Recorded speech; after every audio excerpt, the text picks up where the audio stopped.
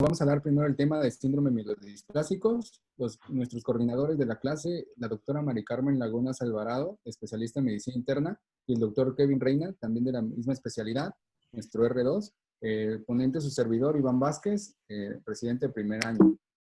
Bueno, vamos a comenzar. Los temas que vamos a abordar el día de hoy, de acuerdo al síndrome mielodisplásico, es introducción, definición, epidemiología, patogenia, clasificación, manifestaciones clínicas, el diagnóstico, cómo es el abordaje, el diagnóstico diferencial con el cual vamos a hacerlo, el pronóstico, tratamiento y complicaciones.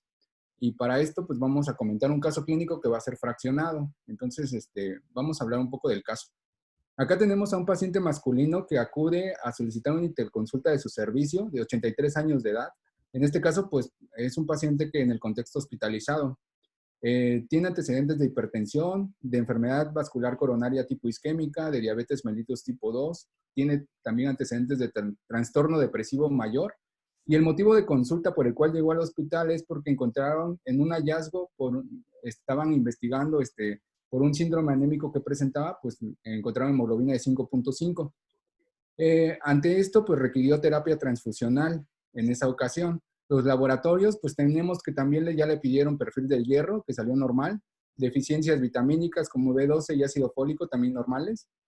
Y pues quiero que recuerden que en este caso es un masculino, tiene 83 años de edad y tiene una anemia.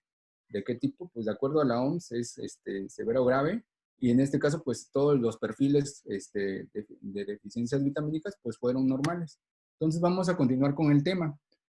Tenemos que los síndromes mielodisplasicos son un tipo de grupo de trastornos que van a alterar, digamos, la eritropoyesis normal o la mielopoyesis. Van a alterar las células madre clonales a su proliferación y a su maduración, dándonos como resultado citopenias. ¿De qué tipo pueden ser? De un linaje o más de dos. En este caso, pues, displasias. Tenemos mayor riesgo en este grupo de pacientes que lleguen a progresar a leucemia mieloide aguda. Más adelante vamos a comentar qué tanto de riesgo y cómo lo valoramos. Los pacientes de edad avanzada son los que más prevalecen este tipo de síndrome y es más frecuente en hombres, como lo vamos a ver en la epidemiología. En la epidemiología tenemos que Europa y Estados Unidos comparten que es entre 4 y 5 casos por cada 100,000 habitantes. Incrementa mucho después de los 60 años, por eso esta enfermedad está muy relacionada a pacientes ancianos. 40 a 50 casos por cada 100,000 habitantes y afecta más a hombres que a mujeres. ¿Qué pasa con lo de la raza? La raza, bueno, pues en este caso la población asiática lo puede presentar un poco más tempranamente que aquellos que tienen mayores años. En cuanto a las generalidades, el 15% pues van a ser secundarios a algún proceso, no sé, algún factor ocupacional, va a ser con mayor, va a aumentar, el pronóstico va a ser más malo, el 85% pueden ser primarias o idiopáticas. Entonces, vamos a hablar un poco acerca de los factores de riesgo que acontecen a esta enfermedad. Los de interés que debemos de tener en cuenta son tres: los genéticos, ambientales y ocupacionales. En cuanto a los genéticos, nos menciona algunas literaturas como la anemia de Fanconi, la neurofibromatosis, antecedentes familiares de un familiar de primer grado que haya tenido ya síndrome mielodisplásico, anemia plástica, leucemia mieloide aguda. Entonces, esto nos tiene que orientar a que en el paciente pueda tener ya genético de que algo está normal, y pues en el contexto de citopenias, pues tenerlo en cuenta. Los factores ambientales, pues vamos a ver que aquellos pacientes que han sido tratados por quimio o radio tienen mayores riesgos porque pueden llegar a ser también cancerígenos. Algunos medicamentos como el carboplatino, cisplatino, ciclofosfamida, daunorubicina, etopósido, que son tratamientos de cánceres, por ejemplo, de pulmón, cánceres, las leucemias, radioterapias, el tabaquismo también está relacionado con esto. Factores ocupacionales, el más importante que debemos de recordar y que pues lo mencionan mucho es el benceno. Los trabajadores agrícolas expuestos a pesticidas y herbicidas y aquellos como los hidrocarburos industriales, que pues están muy relacionados también en cuanto a las causas secundarias. Tenemos también las mutaciones genéticas somáticas. ¿Qué pasa con ellas? Las mutaciones vamos a tenerlas muy en cuenta porque dentro del abordaje de este padecimiento es importante mencionar que este gen, el SF3B1, en el 28% de los casos puede llegar a estar presente. Es uno de los más frecuentes. Este gen es tomado en cuenta en una de las clasificaciones que vamos a ver, en donde se clasifica el síndrome mielodisplásico. Y pues las manitas que les puse acá es porque de los más frecuentes, pues generan o a lo mejor un mejor pronóstico o uno peor. Entonces, en este caso, el más frecuente, pues nos va a ayudar un poco también en el manejo del tratamiento del paciente con síndrome mielodisplásico. Estas mutaciones, pues, van a afectar a la progresión del síndrome mielodisplásico. Por eso es que nos puede empeorar o nos puede mejorar todo esto del pronóstico. Afectan al dominio clonal de las células de los linajes y pueden implicar también inestabilidad genómica. Tenemos al síndrome del 5Q, que es una lesión del 5 en el brazo largo. Entonces, esta lesión va a generar que las células madres generen una haploinsuficiencia, que en este caso, pues nada más es perder un alelo, pero ¿qué de relevancia tiene esto? Que va a disminuir la expresión genética y de esta manera, pues induce un bloqueo en el P53, que es un controlador, y que pues prácticamente va a hacer que también la diferenciación de las células clonales pues no sea adecuada. Está expresado en un grupo de genes, de 40 genes, y nos va a generar displasia de linajes celulares. Por eso es que este síndrome 5Q ha sido muy conocido. Es uno de los más estudiados y que también pues más adelante vamos a ver que también tiene buen pronóstico. Y pues esto prácticamente lo va a compartir muchos tipos de síndromes. Ahorita lo vamos a checar. En cuanto a su frecuencia, tenemos que el 5Q es de lo más frecuente en cuestiones de alteraciones cromosómicas o de aberrancia cromosómica. De ahí le sigue la de lesión del 7Q. Estos dos, pues vamos a tenerlos en mente. Le subrayé el 5Q porque pues es el más conocido, es uno de los también muy frecuentes. Obviamente el aspecto primario, el idiopático, es lo más frecuente que se da de síndrome mielodisplásico. Bueno, en cuanto a la patogenia, tenemos que tener en mente el inmunoataque, que en este caso, pues, los pacientes van a desarrollar síntomas. Uno de ellos, pues, va a ser fiebre por citopenias en su linaje celular. Debemos de tener también en cuenta que hay virus que pudieran llegarnos a generar alteraciones en las expresiones genéticas. En el caso, por ejemplo, hay que tener en cuenta también el parvovirus B19, la exposición ambiental que ya habíamos comentado, la edad, que entre mayor edad, más riesgo de tener síndrome mielodisplásico tiene, la exposición a quimioterapia o radio. ¿Qué tenemos acá? El microambiente va a estar dado por una alteración a nivel inmune. ¿Qué pasa? Las células reguladoras TH17 y las células T pues van a aumentar y esto nos va a generar una respuesta de supresión inmune. ¿Qué suprime? Pues va a suprimir el efecto antitumoral que tiene nuestra inmunidad. Y de esta manera, pues van a desarrollar alteraciones genéticas y pues en determinado caso nos pueden llevar a una leucemia mieloide aguda. Hay también mutaciones somáticas que fueron las comentadas, que nos van a llevar a una haploinsuficiencia, como ya lo dijimos, va a generar cambios epigenéticos, que en este caso son promotores de metilación. De esta manera, hacen que haya una expansión clonal, que pues prácticamente van a generar inclusive blastos.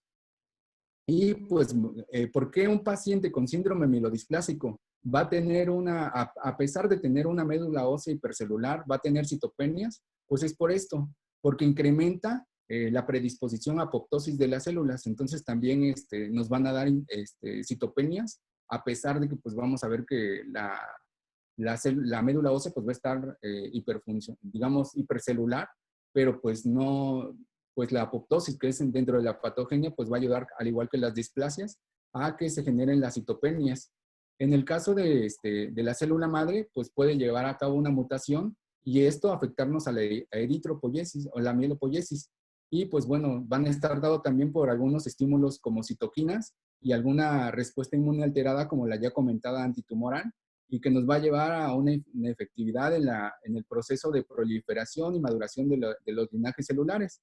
Esto, aunado a alguna mutación que ya tenga nuestro paciente, que también es parte del abordaje diagnosticar, nos puede generar una clona anormal que nos puede llevar a una transformación leucémica. En el caso de la clasificación, pues tenemos la clasificación del síndrome mielodisplásico dependiente de la OMS. Esta es muy importante porque vamos a ver más adelante una escala pronóstica donde nos va a hablar de la sobrevida de los pacientes y nos va a hablar también del riesgo de leucemia mieloide aguda en base a esta clasificación. Entonces es importante que sepan que en el 2008 esta clasificación fue dada de forma inicial por la OMS, pero tuvo una modificación en el 2016 y esta es la última que tenemos. El síndrome mielodisplásico puede ser por displasia unilinaje, que pues en sangre periférica y en médula ósea vamos a ver las características. En la sangre periférica podemos ver que está afectada una línea o dos celulares, interpretadas como citopenias. Más tarde vamos a explicar cómo consideramos una citopenia en el síndrome mielodisplásico. Y en la médula ósea tenemos que encontramos displasia celular mayor al 10%, que en este caso sería significativa, de un solo linaje celular, o menor al 5% con presencia de blastos.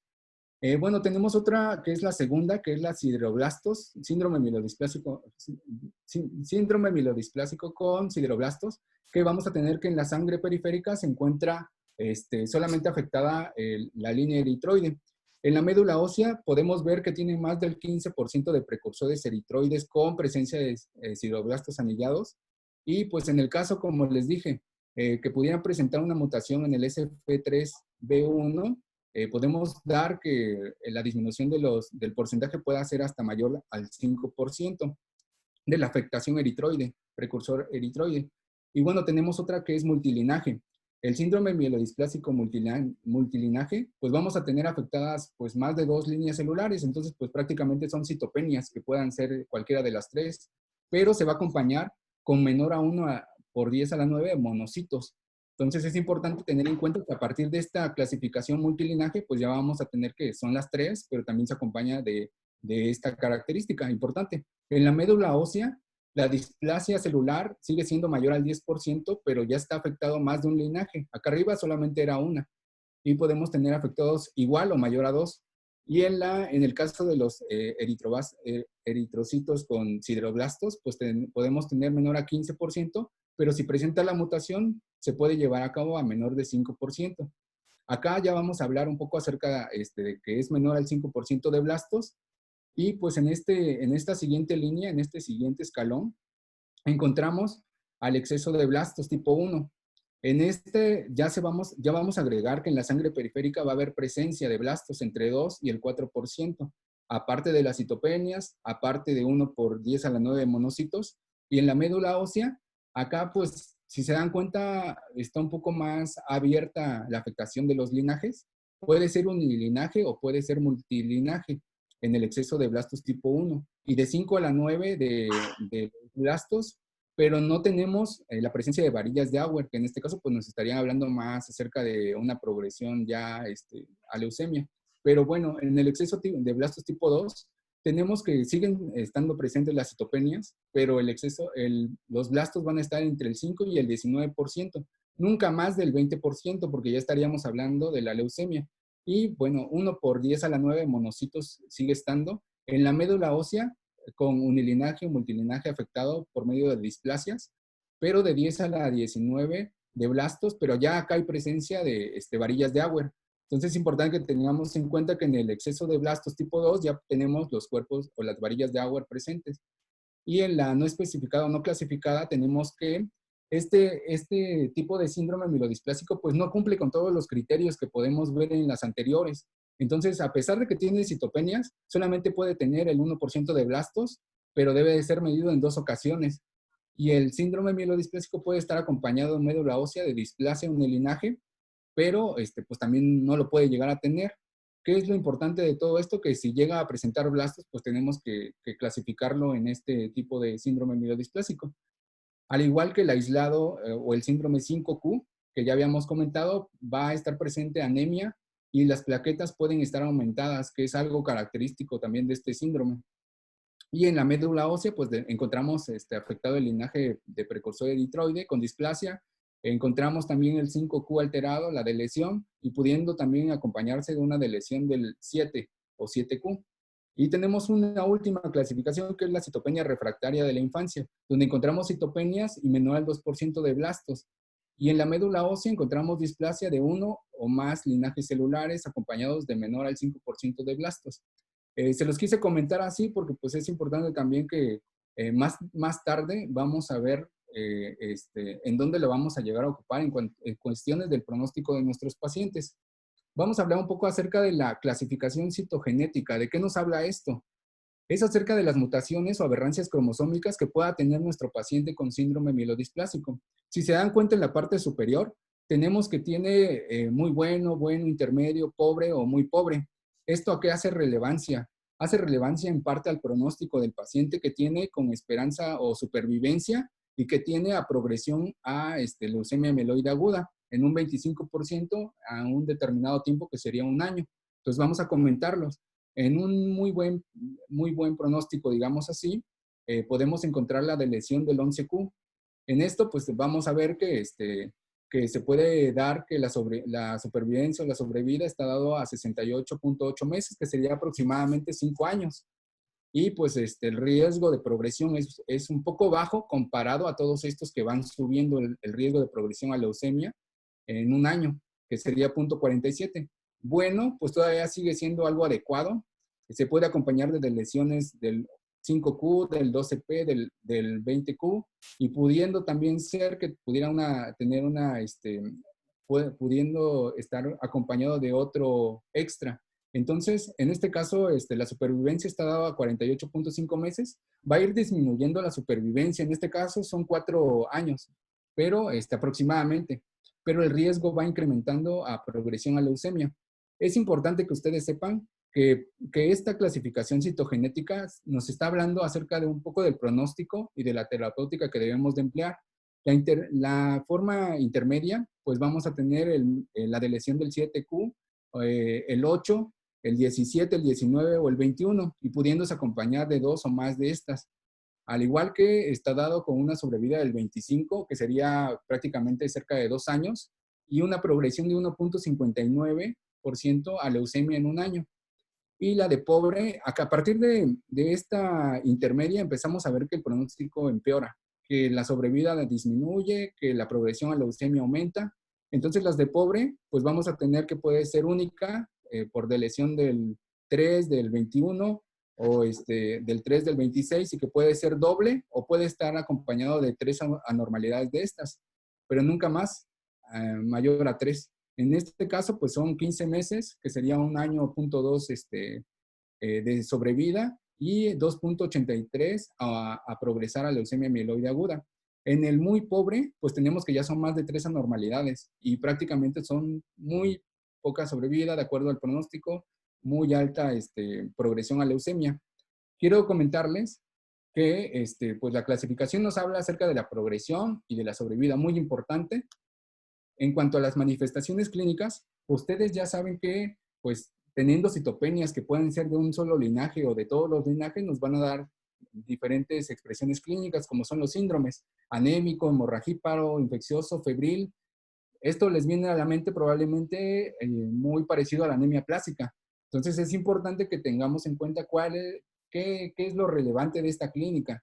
Lo relevante de esta clínica es que en la literatura nos habla de que los pacientes que la mortalidad no se está elevando por la progresión a la leucemia, se está elevando por, digamos, algo intrínseco a la enfermedad, que es el síndrome mielodisplásico. En este caso, pues sería todo esto. Aquellos con síndrome anémico, hemorragíparo, febril, que se puedan llegar a complicar. Todo esto nos va a dar una descompensación o desestabilización de a lo mejor de alguna comorbilidad que ya tenía nuestro paciente, que es cardiovascular. Todas aquellas enfermedades cardiovasculares subyacentes se pueden desestabilizar y pues complicar el pronóstico, complicar la mortalidad. Inclusive existen ya tablas pronósticas de comorbilidades que nos hablan acerca de lo eficaz que puede ser un tratamiento o de la mortalidad que puede incrementarse. Algunos pacientes pueden estar acompañados de trastornos inmunes como vasculitis, poliartritis, y pues esto se los quise poner porque en realidad sí es muy mencionado que es muy frecuente que lo lleguen a tener los pacientes. Y bueno, hablando ya del diagnóstico y el abordaje, quiero comentarles que el abordaje va a ser primero pensando en las causas secundarias que pueda tener nuestro paciente, al igual que toda aquella que nos genere citopenias. Entonces tenemos que descartar las causas más probables, más comunes. Posteriormente, pues tenemos que investigar los factores de riesgo que pueda tener el paciente, como ya lo comentados, genéticos, ambientales, ocupacionales, y vamos a hacer uso de la biometría hemática y el frotis de sangre periférica para poder empezar a descartar cosas Lo bueno es que ahorita hemos tocado ya temas de hematología que nos han llevado a un diagnóstico diferencial con este padecimiento y podemos llevar a cabo esa diferenciación. Posteriormente vamos a hacer uso del aspirado y biopsia de médula ósea y del frotis. El uso de técnicas citogenéticas y FISH lo vamos a utilizar, pero en un abordaje escalonado. Entonces, ahorita vamos a ver los algoritmos de diagnóstico y de primera instancia, pues vamos a pedir la biometría hemática y algunas, pues probablemente pruebas para determinar si tiene alguna infección por virus. Entonces les quise subrayar los más importantes que podemos llevar a cabo, que son más comunes. En este caso, el volumen de corpuscular medio del eritrocito. Pues como ustedes saben, hemos tenido ya temas con abordajes de anemias macrocíticas. Entonces es importante que sepan que el síndrome mielodisplásico es otro punto importante que se presenta como anemia macrocítica y pues que tenemos que hacer diagnósticos diferenciales con todas las que ya hemos visto. La cuenta de reticulocitos que va a estar baja en este padecimiento. La deficiencia vitamínica es muy importante que lo tomemos en cuenta, que debemos de determinar. La deshidrogenasa láctica, bilirrubina, todo esto ustedes ya se vienen a la mente de que pues estemos hablando de algún proceso hepático o de que estemos hablando de alguna anemia hemolítica. En cuanto a los virus, pues como les comenté, pueden estar cursando con un síndrome infeccioso febril y esto pues debemos de pensar también en que pueda ser un parvovirus B19, que nos pueda generar una hipoplasia. En este caso nos ponen entre paréntesis síndrome mielodisplásico hipoplásico, que lo vamos a ver más adelante, no es lo más común, pero pues también el HPN que ya habíamos comentado igual en la clase de anemia plástica, son los diagnósticos por los cuales vamos a pedir estas pruebas y que debemos de tener en mente. En el diagnóstico y abordaje, hablando del síndrome mielodisplásico, la biometría hemática nos va a arrojar objetivamente, que es lo que vamos a buscar, una anemia macrocítica no regenerativa, hemoglobina menor a 10, neutrófilos, la cuenta absoluta de neutrófilos menor a 1800, que en este caso nos hablaría de neutropenia, la trombocitopenia con plaquetas menor a 100,000, el flotis de sangre periférica es de mucha ayuda y de valor diagnóstico. ¿Por qué? Porque si se acuerdan, ya hablamos ahorita de la macrocitosis, que la anemia es macrocítica. ¿Qué otra anemia tenemos que es macrocítica? Pues la anemia megaloblástica, al igual que la cirrosis, la insuficiencia hepática crónica. Entonces, ¿qué pasa con nuestra anemia? La vamos a tener que diferenciar y en el frotis es una arma más. Los neutros van a estar hiposegmentados, hipogranulados, y en cambio en la anemia megaloblástica pues la vamos a tener probablemente hipersegmentados con mayor a 4 o a 5. Entonces es importante que tengamos en cuenta esto. La displasia celular va a estar afectada en una o mayor a 2. Y pues acá vemos en la imagen del frotis una displasia granulocítica, que en este caso está hiposegmentada, está hipogranulada y que pues las vamos a encontrar en el frotis de esta manera. Bueno, el siguiente escalón es el aspirado y biopsia de médula ósea. ¿De qué nos sirve esto? A toda aspirado biopsia de médula ósea le tenemos que hacer pruebas. Entonces, en el frotis de médula ósea podemos encontrar la celularidad que va a ser valorada para nuestro diagnóstico. Como ya lo comentamos, es hipercelular, pero en el 10% de los síndromes mielodisplásicos puede darse una hipocelularidad. Hay que tenerlo en cuenta. Y pues la displasia celular, que en este caso consideramos como significativa, es mayor al 10% de las células en el frotis y puede estar afectado más de un linaje celular. Los blastos, pues ya lo vimos en la clasificación, pueden tener menor a 5, pero en este caso algo significativo es mayor al 10%.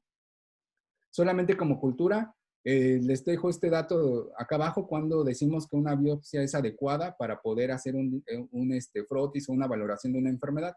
Y bueno, como diagnóstico y abordaje, tenemos las siguientes imágenes del frotis. Con un poquito de aprendizaje, la tinción Giemsa va a ser utilizada y podemos llegar a ver el exceso de blastos en la médula ósea. Podemos ver fibrosis, pero no es a lo mejor lo más común. Solamente en el 10 al 15% se puede llegar a ver fibrosis de los síndromes mielodisplásicos y pues prácticamente es condición de plata lo que vamos a observar la fibrosis. ¿Qué pasa con la fibrosis? La fibrosis también nos ayuda a diferenciar un poco acerca de la aplasia medular. ¿Por qué? Porque pues en la aplasia medular puede estar sustituida la masa por fibrosis o por grasa y pues como saben los linajes están disminuidos. En este caso no, acá va a ser una médula hipercelular. La displasia multilinaje, pues esta es otra imagen donde vamos a ver neutrófilos hiposegmentados, pero hay dato que se llega a ver en esta enfermedad, es característica. No puede ser que no sea lo más frecuente, pero se llama pseudopelvier. El núcleo de los neutrófilos se van a ver bilobulados, pero unidos. Entonces esa imagen puede llegar a dar como de lentes, como si fueran unos lentecitos, unas gafas.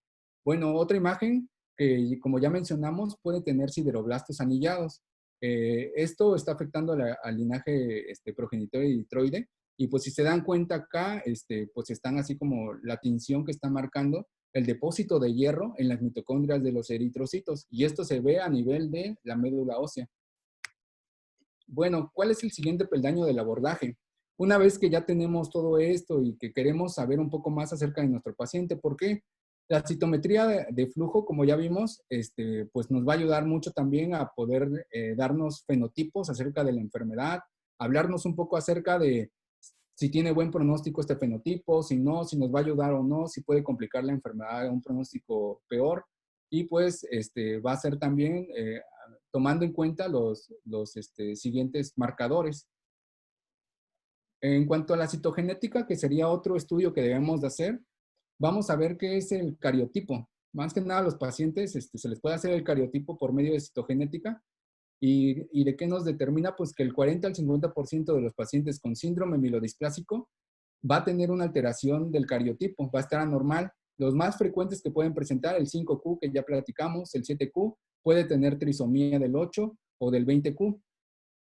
Y pues bueno, en el abordaje, todos los que les acabo de comentar, sí son, digamos, muy recomendados, es algo que debemos de hacer, pero una recomendación que probablemente sería para algún paciente que no demos con el diagnóstico de alguna alteración cromosómica, pero sospechamos por antecedentes o que queremos abordar o hacer más complejo el abordaje o estudio de nuestro paciente, podemos hacer uso de la hibridación in situ fluorescente, que usa marcadores de fluorescencia para detectar. La limitante de este estudio como tal es que solamente va a servir para una anormalidad cromosómica específica. Entonces no podemos abordar a todas las anormalidades con este estudio, tendríamos que hacerlo de diferente forma.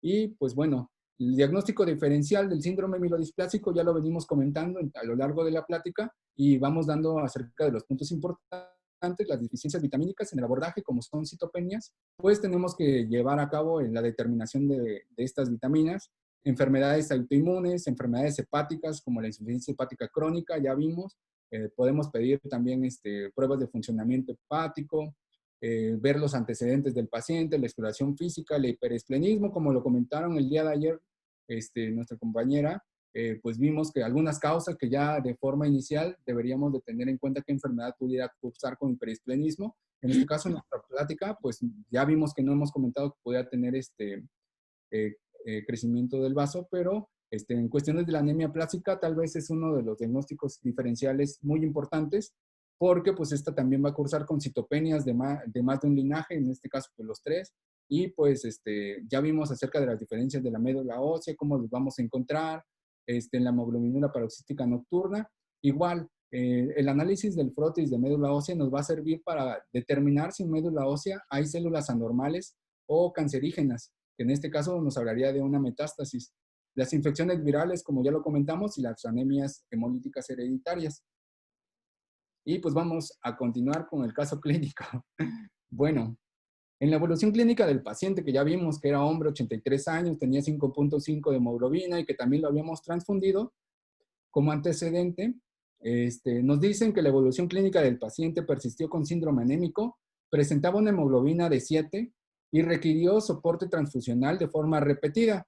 Inclusive lo mencionaban qué tan frecuente fue muy frecuente, este es un caso clínico pues real, y se agregó fiebre de 38 grados, se sometió a un protocolo de estudio hematológico. En la biometría hemática encontramos pues que sigue baja la hemoglobina 6.8, el volumen corpuscular alto, hablamos ya de una anemia macrocítica, las plaquetas, los neutrófilos bajos, como ya vimos, cumple criterios de citopenia. Y hablando del síndrome mielodisplásico, pues quiero hacerles la pregunta. En el frotis de sangre periférica, ¿usted qué esperaría encontrar si se sospecha de un síndrome mielodisplásico?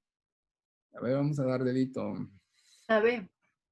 Ve, muy bien. Entonces, vamos a encontrar neutrófilos hiposegmentados con macrocitosis. Muy bien. Y pues bueno, el siguiente paso, usted decide solicitar un aspirado en médula ósea para continuar el estudio de su paciente. ¿Qué esperaría encontrar en base al probable diagnóstico que ya tiene? Raúl. La sé, amigo. Muy bien, amigo. Entonces, sí, ya sabemos que menos de 20% de blastos, una médula ósea hipercelular de forma típica, las displasias celulares que puede ser afectando uno o más linajes, y pues los demás, por descarte, podríamos decirlos que no. Sí hay algunos que se pueden llegar a presentar con hipoplasia celular, hipocelularidad, perdón, pero pues no es lo frecuente y pues posiblemente tendríamos que definirlo. El pronóstico de nuestros pacientes, esto es de lo más importante de este tema. Vamos a hablar que el pronóstico va a estar basado en el porcentaje de blastos, en el número y extensión de las citopenias y en las anomalías citogenéticas que encontramos, porque ya lo venimos mencionando. Las citogenéticas pues van a estar determinando el pronóstico, que sea con una progresión adecuada o un pronóstico bueno, con buenos resultados en el tratamiento o malos. Entonces vamos a hablar acerca del IPSS, que sería el Sistema Internacional de Puntuación de Pronóstico. Este sistema lo vamos a utilizar. Tenemos en este momento 3 sistemas de clasificación para el pronóstico. Este sistema en sí nos va a ayudar para dar el tratamiento a nuestros pacientes. Va a ser el que nos dirija la terapéutica. Entonces tenemos acá el puntaje que va a dar la escala pronóstica. El puntaje de acuerdo a lo que encontremos en médula ósea.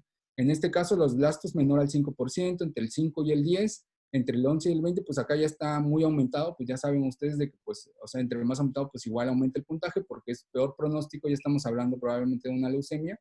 Y el cariotipo, como ya lo vimos, puede ser adecuado, intermedio o pobre. Y las citopenias, que pueda estar afectado un solo linaje o más de dos, que sería multilinaje. ¿Qué de importante tiene esta clasificación? Pues que nos va a dar la sobrevida de los pacientes. En este caso, pues nos habla con tratamiento, sin tratamiento. El 25% de los síndromes mielodisplásicos pueden llegar a progresar en un año de tiempo a leucemia amiloide aguda.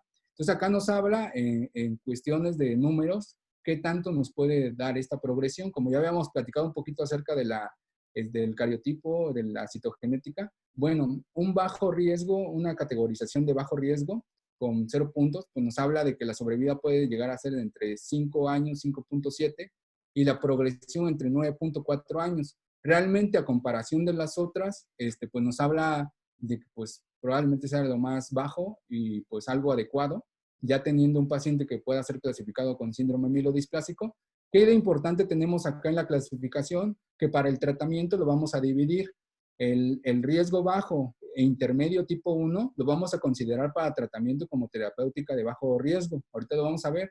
Y el riesgo intermedio tipo 2 y el alto riesgo, pues ya es un alto riesgo igual para terapéutica. Entonces es importante que lo tengamos en cuenta.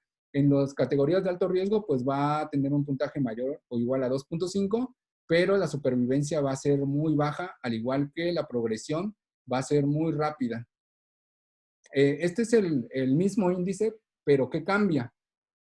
Bueno, fue revisado este índice y como les comenté, la mortalidad de estos pacientes no está dada propiamente, actualmente la literatura menciona que no está dada por la progresión que tiene la leucemia, o sea, prácticamente nos dicen que no mueren por leucemia, sino mueren por algo inherente al padecimiento del síndrome mielodisplásico. Entonces, decidieron agregar la hemoglobina, las citopenias a la escala.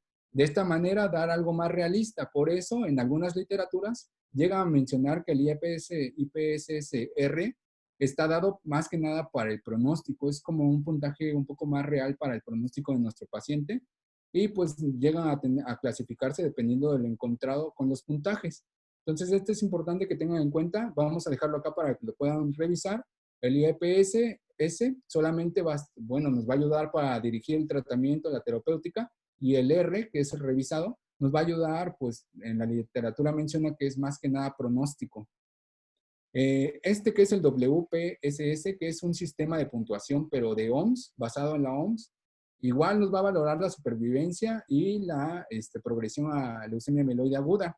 En este caso, quiero que vean ustedes que lo que cambió fue que agrega a la OMS su misma categoría, su misma clasificación. Entonces tenemos acá la unilinaje, tenemos acá el sideroblastos anillados, tenemos acá el 5Q, que prácticamente nos está dando una puntuación de 0, porque probablemente nos condicione un pronóstico pues no tan malo, un pronóstico adecuado.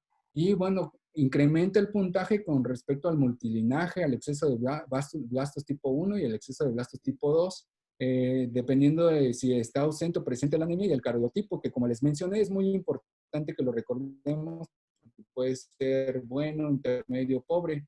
Y de esta manera también clasificarnos en la progresión a la leucemia y la progresión a, la sobrevida de los pacientes que puedan llegar a tener. Entonces, vamos a hablar un poco acerca del tratamiento que van a llevar estos pacientes. Bueno, como les dije, está basado en la escala IPSS, y los de alto riesgo, pues vamos a procurar que disminuya la progresión del síndrome mielodisplásico, que aumente la supervivencia y que disminuya la progresión de la leucemia mieloide aguda. En cambio, en el de bajo riesgo, vamos a tratar de mejorar las citopenias y mejorar la calidad de vida de los pacientes. Los criterios para ver la respuesta al tratamiento los vamos a tener a partir de una alteración en la historia natural de la enfermedad. Vamos a valorar también la celularidad de la médula ósea, si se siguen viendo células inmaduras o no, o si va mejorando.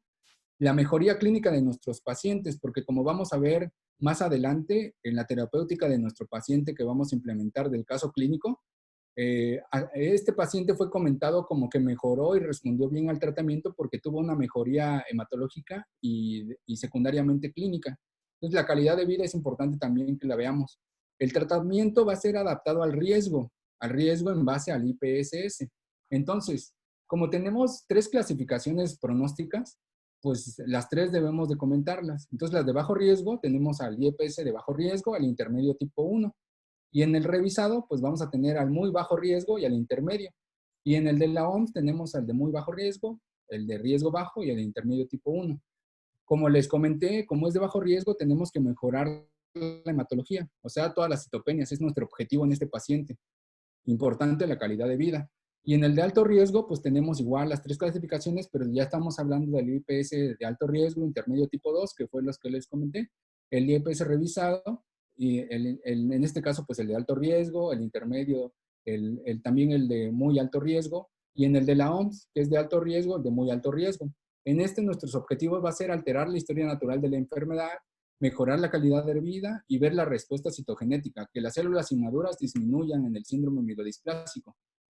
Entonces vamos a ver que el tratamiento va a ser enfocado. Entonces la importancia que cobra mi diapositiva en este momento y mi tema es acerca del tratamiento y el pronóstico que van a tener los pacientes. ¿Por qué?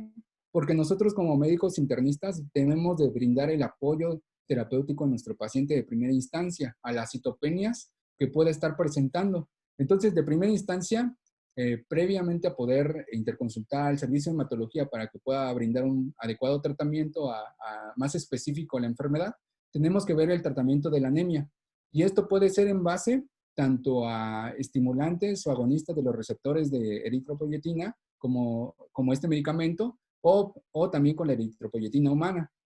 También podemos darles transfusiones, como ya sabemos, pero como saben, pues tenemos límites de transfusiones también, porque pues esto nos llevaría a tener alteraciones también. En este caso, el objetivo debe de ser menor a 1000 microgramos sobre litro de ferritina, y en dado caso de que no lo tengamos así, pues podemos usar quelantes de hierro, usando este tipo de medicamentos.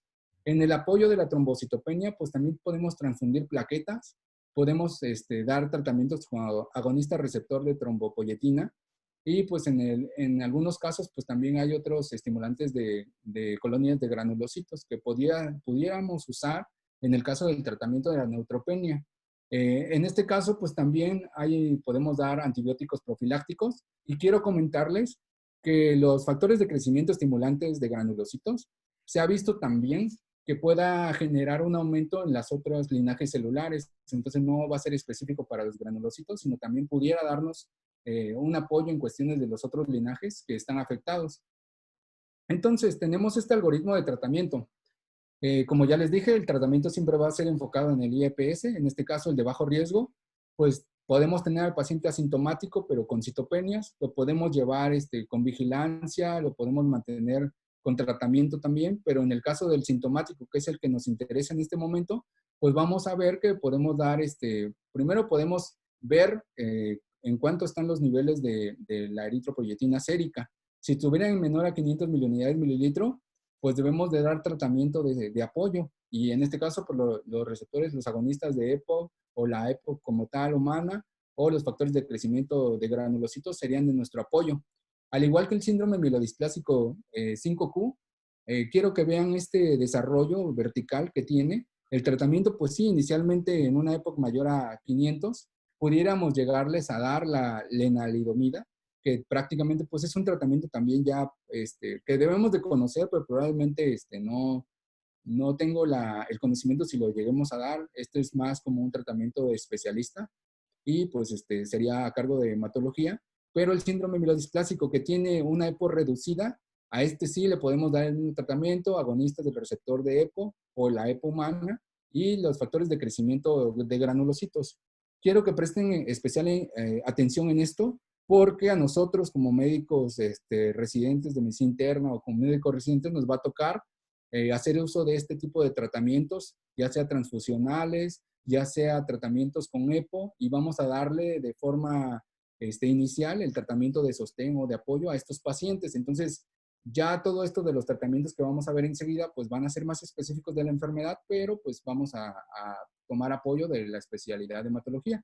Y en el caso de un paciente menor a 60 años, que pues en este caso pues es un poco menos del promedio, que presente blastos en médula ósea menor al 5%, una citogenética normal, que tenga pues a lo mejor dependencia de transfusiones y tenga una hipocelularidad en médula ósea, podemos hacer uso de terapia inmunosupresora, que es lo que vamos a ver más adelante, al igual que la globulina antitimócito.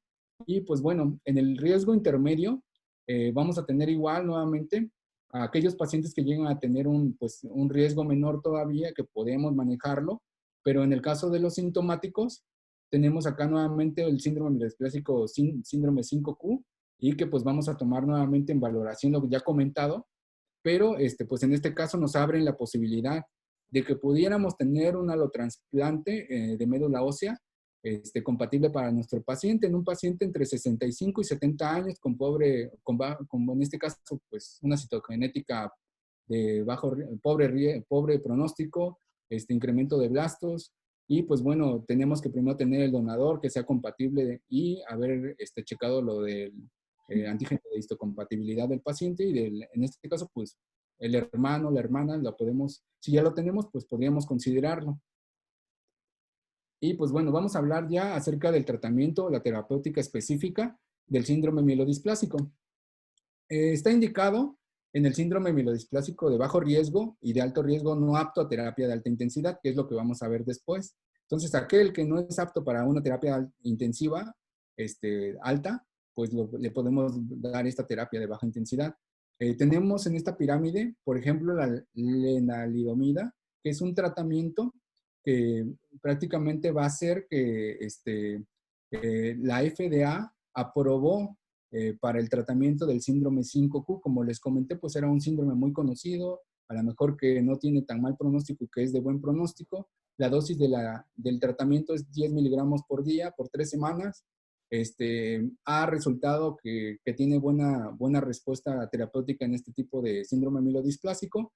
Otros agentes que es importante que conozcamos son los hipometilantes, la acitadina, la decitabina, y esto vamos a hacer uso para tratar a los de bajo riesgo.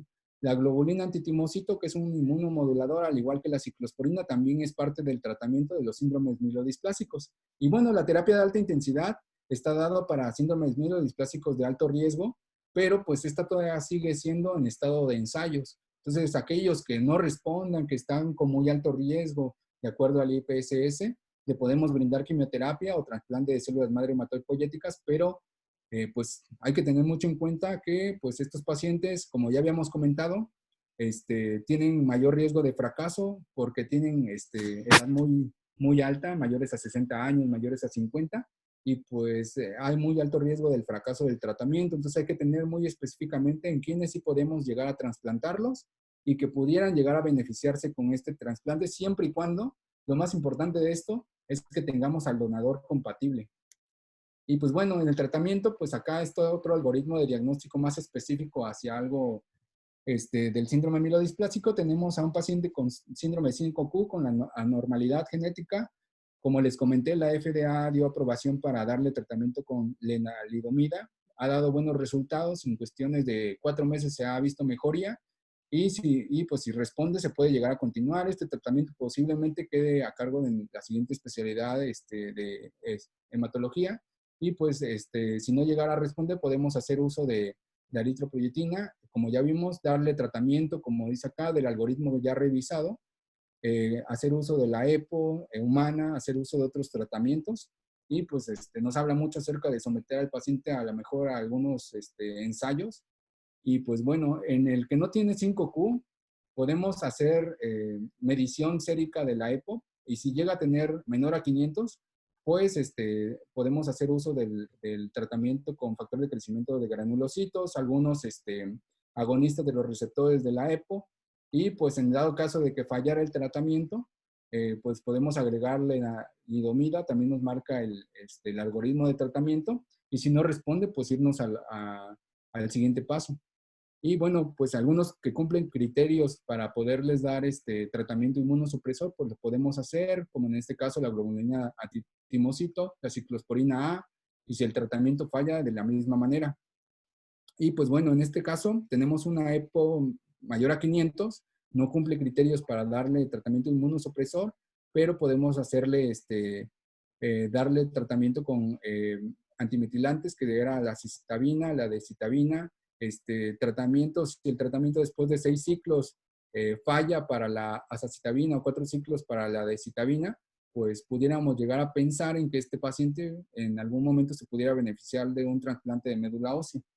Entonces, bueno, si el trasplante de médula ósea, el paciente ya vimos, lo revisamos, revisamos que cumple criterios para ser trasplantado, pues pudiéramos llevar a cabo una terapia, una preparación, como bien nos comentó ya nuestro R2, todo lo que se lleva a cabo, el procedimiento para preparar a un paciente para el allotrasplante, y pues en determinado caso de que pudiera fallar, pues podemos llevar a cabo también darle azacitidina, decitabina, o someterlo a un tratamiento de alta intensidad.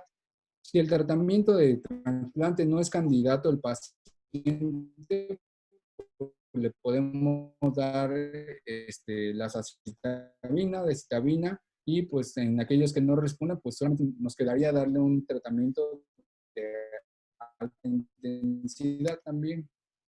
Bueno, el trasplante de células madre, algunos criterios que mencionan de los artículos de años con un índice pronóstico de intermedio tipo 2 o de alto riesgo, podrían llegarse a beneficiar con este trasplante. Los blastos que fueran excesivos, que el intermedio acompañados de un IPSS intermedio tipo 1, que tenga una citogenética de bajo riesgo. ¿Qué pasa con estos pacientes? Lo que pasa es que se ha visto que pues ahora probablemente en hematología podríamos decir que a lo mejor algo que cure o la única cura que pudiéramos tener para el síndrome mielodisplásico pudiera ser un trasplante, un allotrasplante de médula ósea. Pero en este caso, pues no todos van a responder de la misma manera. Tendremos que individualizar la edad del paciente, tendríamos que ver las comorbilidades, si va a tener adecuada respuesta o una falla de la respuesta terapéutica post-trasplante. Entonces tenemos que llevar a cabo algo más intensivo. Y pues tenemos la continuación del caso clínico. Entonces dicen que después de que ustedes ya definieron, se realizó una clasificación inmunológica del síndrome mielodisplásico que tenía nuestro paciente, se solicitó estudio de hibridación fluorescente in situ y se documentó que tenía el síndrome de 5Q, una de lesión. Entonces, como ya les mencioné, el tratamiento que indicaría de forma inicial en este paciente sería Ah, La, muy bien. Entonces sí, ya vimos que pues, o sea, probablemente en algún momento pudiéramos acompañarlo de ácido fólico o algo de esto, pero pues de forma inicial para el padecimiento que estamos tratando, pues la EPO es de mucha, mucha ayuda. Y es de algo, aparte de las transfusiones, posiblemente de lo que vamos a hacer mano nosotros como médicos de medicina interna. Y pues bueno, las complicaciones, pues ya lo venimos mencionando, puede llegarse a presentar leucemia mieloide aguda, Los pacientes con síndrome mielodisplásico presentan un 25% de progresión sin tratamiento a un año, dependiendo del puntaje del EPS para su aparición en el tiempo. Y pues esta, más que nada, pues mayor a 20% de blastos médula ósea se orientan al diagnóstico. Y pues bueno, los factores pronósticos independientes, ya se los vine diciendo: edad, el estado, la capacidad funcional del paciente, la reserva física, comorbilidades, estado nutricional y cognición. De la edad, de la comorbilidad, del estado nutricional, incluso existen tablas pronósticas para ver la morbimortalidad de los pacientes de acuerdo a la edad. Y entre más edad tienen, más riesgo tienen de un mal pronóstico. Entonces, como conclusión del tema, el síndrome mielodisplásico, grupo de trastornos donde está alterado la mielopoiesis de las células madre, la diferenciación, la proliferación y maduración, y pues nos van a dar displasias celulares con citopenias. Entonces, la patogenia está dada por una disminución en la inmunidad antitumoral, que pues en este caso pues, nos va a llevar a un riesgo de leucemia mieloide aguda. Los cambios epigenéticos, por todos los factores de riesgo, mutaciones somáticas, generan expansión clonal que también contribuyen al riesgo de leucemia. El diagnóstico no existe pues como tal una prueba, pero pues lo podemos llevar a cabo conforme el abordaje que les mencioné. El tratamiento, pues el tratamiento por la edad de presentación del síndrome mielodisplásico, pues tal vez no sea el de elección. Obviamente es el curativo y se debe individualizar de acuerdo al riesgo IPS, el tratamiento, como ya lo mencionamos. La leucemia mieloide, el 25% de los síndromes mielodisplasticos pueden evolucionar a un año dependiendo de los factores pronósticos. Y la mortalidad con factores pronósticos independientes, ya lo comentamos: la edad, las comorbilidades, la reserva física, el estado nutricional y la cognición de nuestro paciente. Y pues con esto, pues agradezco mucho su atención y pues si tenemos dudas, pues las comentamos de una vez. Sí, hay cosas muy importantes que puntualizar. ¿Esta patología es clonal o no es monoclonal? Esta patología no es monoclonal. No, sí está afectado como una clona. O sea, Y sí, es una clona mielodisplásica. La madre Ahora, otra pregunta muy importante. ¿Lo consideran como maligno o benigno? O benigno y maligno.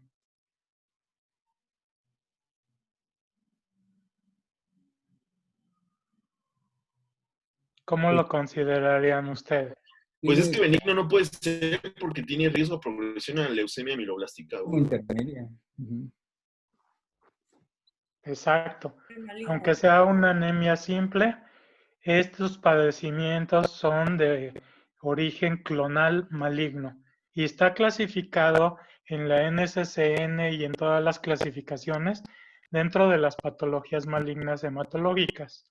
Es muy importante que sepan esto, y esto es la comunicación que tenemos con el paciente, que el día de mañana le hace una leucemia y va a decir: oiga, doctor, usted no me dijo que me iba a dar una leucemia y me iba a morir. Y si ven el IPSS, la mortalidad es tan alta como muchos de los cánceres o más que otros de los cánceres que te estamos viendo dentro de las patologías malignas.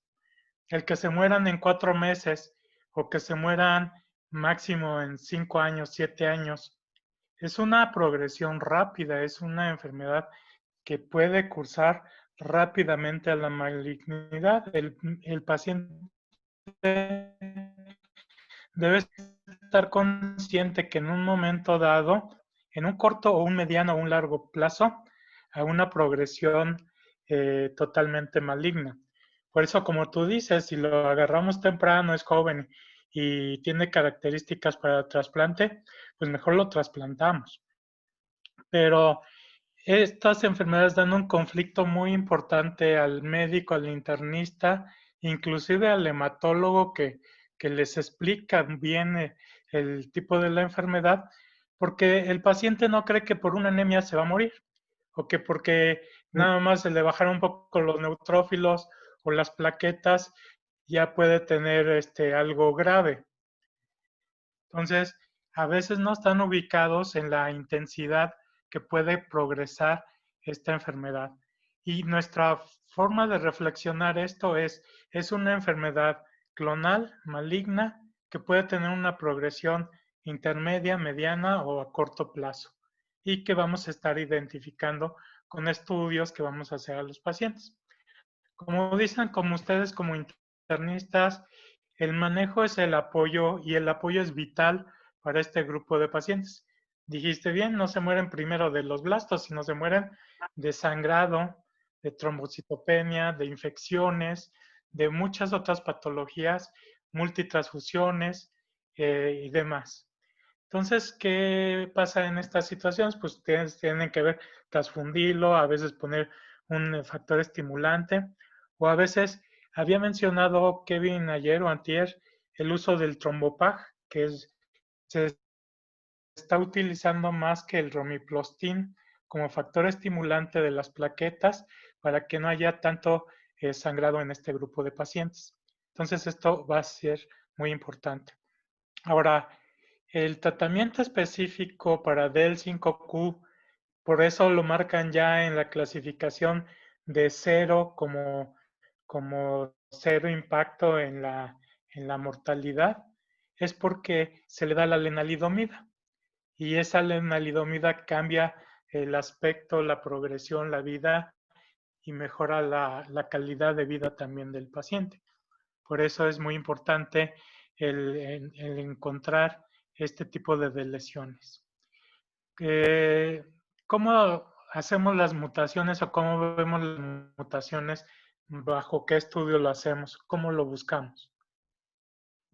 ¿Saben más o menos?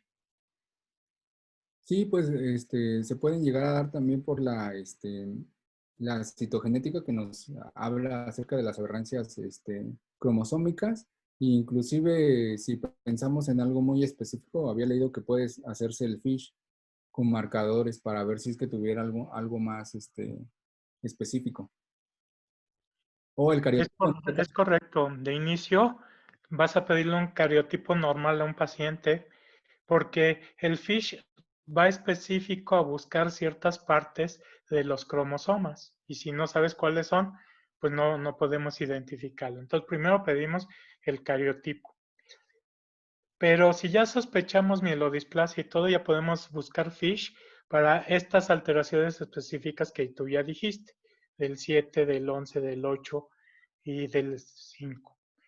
Pero las mutaciones, que son los cambios que surgen en la progresión y que nos dan mal pronóstico, la P57 y todo esto, lo tenemos que medir por PCR. Entonces, muchas veces hay que saber cómo pedimos o ordenamos un estudio, o al menos tener una idea de qué estudios hacen cada cosa. Un cariotipo, 2,000 pesos, no hay problema, cualquiera lo hace, porque ustedes también enfocan mucho eso en el dinero. Un FISH, mucho más caro, el bandeo específico es más intenso. Un PCR cuantificado triplica, cuadriplica, quintuplica el costo del estudio. Y sí va a ser útil, pero para el seguimiento del paciente, las mutaciones casi no son de inicio, sí es lo que buscamos cuando está progresando la enfermedad. Es muy interesante lo que tú dijiste del inmunofenotipo. ¿Y eso cómo se hace el inmunofenotipo? ¿Con qué aparato? Lo desconozco. Bueno, ajá, bueno. Ya, Kevin, que no sea. Es muy importante porque dicen, biometría es una citometría, ¿sí? Citometría simple. Es una Y citometría de flujo, ¿no, Doc? es correcto. La citometría de flujo ya va específicamente con marcadores de las células que nos va a determinar en cierta área qué está predominando. Y cuando aumenta la clona maligna, el inmunofenotipo se ve aumentado en esos marcadores y nos está diciendo que la enfermedad está creciendo enormemente y que en un momento dado va a progresar a otras formas más graves de esto. Por ello que ahorita la última clasificación que tú dices ya mete mucho las bases moleculares, citogenéticas, inmunofenotipo y enfermedad mínima residual. Yo creo esto pues no tienen obligación de saberlo, pero sí más o menos qué estudio es, dónde se hace, qué produce y qué cambios puede darnos esta situación. ¿Qué está pasando? Pues incrementando. Si era de 5 años, ya el último dice 7 y ahora ya dicen hasta 9 y ya hay publicaciones que han tenido pacientes en remisión y datos de posible curación cuando hay profundidad en la respuesta y no se encuentra dato importante de la enfermedad. Entonces, todavía hay mucho que investigar, muchas cosas que hacer en cuanto a medicamentos. Antes no había ningún medicamento y antes me refiero no menos de 5 años. Antes se decía que eran discrasias sanguíneas, que eran mieloptisis, que eran preleucemias, y aquí se enfocaron todas esas enfermedades bien clasificadas dentro del grupo de síndromes mielodisplásicos. Entonces, los otros términos ya pasaron a la antigüedad, ya no deben de ser utilizados, ya no podemos decirle a un paciente, es que usted está preleucémico. No, sino que usted tiene tal entidad y puede virar, puede aumentar la cantidad de progresión hacia otra enfermedad que puede ser más grave, como una leucemia aguda. Y antes la NSCN y la clasificación de la OMS trató de sacar la leucemia mielomonocítica y la leucemia mieloide aguda derivado de mielodisplasia, pero ahora pues en las últimas clasificaciones la pusieron al ladito, porque sí siguen siendo de repercusión más grave que cualquier otra condición que las otras leucemias que habitualmente estudiamos, ¿no? Entonces, una leucemia con mielodisplasia en una edad avanzada es un paciente que tiene un alto riesgo y mal pronóstico. Ahora, estos medicamentos últimos que han surgido no afectan tanto como la quimioterapia y por eso la lenalidomida, los hipometilantes, todos estos nuevos medicamentos de citabina, 5-azacitidina, pues no le pegan tan grave a un viejito y lo pueden ser de utilidad para tener una vida, una sobrevida un poco mejor y de calidad, como tú decías, el quitarle las transfusiones, el quitarle los sangrados, el dejar que pueda trabajar, es una cuestión de calidad de vida y que es algo que tenemos que estar viendo nosotros desde internistas porque es el apoyo que le están dando al paciente y que va a acudir con ustedes, aunque tenga consulta con algún hematólogo, ¿no? No sé si queda alguna otra duda más de ustedes. Buenas noches. Sí. Me gustaría preguntarle, si tienes un paciente de riesgo bajo o de riesgo intermedio 1 y pierde respuesta hematológica inicial, ya sea con EPO o con soporte, ¿lo correcto sería estudio de la médula o ascender el tratamiento inmediatamente a lenalidomida o hipometilantes? Digo, por el riesgo de progresión. Pues bien, es correcto. Tú dices que este diagnóstico es de exclusión, entonces se van escalando los estudios. Y al escalarse los estudios para llegar a una determinación de un síndrome mielodisplásico, ya tiene que tener también médula ósea. Y esto no debe de pasar en más de 4 consultas. Ustedes verifiquen sus anemias. Si tienen una anemia que no responde y no responde y no responde y ya va a la tercera consulta, es cuestión de modificar el abordaje diagnóstico de ese paciente y decir, bueno, ya no es deficiencia de fólico, de B12 ni de hierro, ya no tiene alteración hepática, ya no tiene estas otras cosas, ya estoy concentrándome en la posibilidad de una mielodisplasia. Yo esto lo he visto muchas veces, inclusive ¿cómo se llama? La sociedad que vigila la reglamentación de los médicos en el actuar. ¿Cómo se llama? ¿CONAMED? La CONAMED, sí. Me ha tocado valorar con ellos varios pacientes que señalan que tenía leucemia y no le dijeron al paciente y no era la cuestión así. sino que tiene un mielodisplásico que fue progresando y que el médico sí hizo los adecuados estudios y está llegando al punto donde en un momento dado progresa. Pero siempre hay que tener en mente esta posibilidad. Pónganse como un límite unas 4 consultas para que si no hay respuesta se derive a un especialista o complementen todos los estudios para determinar otras causas que sean lo que está motivando esa enfermedad. Y tener muy en cuenta la mielodisplasia, que es una enfermedad ya no tan poco frecuente, es muy frecuente dentro de las patologías y la vida que vemos ahora, la longevidad de los pacientes, el uso de quimioterapia. En cáncer secundario es frecuente que sean mielodisplasias secundarias por cáncer. Entonces, es algo que pues ya como internistas podemos tener en mente para que estemos abordando rápida y adecuadamente al paciente en forma oportuna. Entonces sí requiere médula sin duda. Tercera, cuarta consulta, no hay que estar en eso. ¿Alguna otra cuestión? ¿Nadie, chicos? ¿Ya se saben todo? Pregunto. Doctor, debería de pasarme preguntas para el examen. Sus exámenes son muy buenos, retadores. No, ya ves que eso es muy agresivo. Luego lo pasaban mis alumnos y no lo pasaban mis residentes. ¿Qué es esto? Claro. A ver cómo van los nuestros. No, bien, están apegándose súper bien al programa. Yo veo calidad en el material que utilizan. Yo creo que el abordaje con casos es muy adecuado, pero es muy interesante a veces las dinámicas de interacción.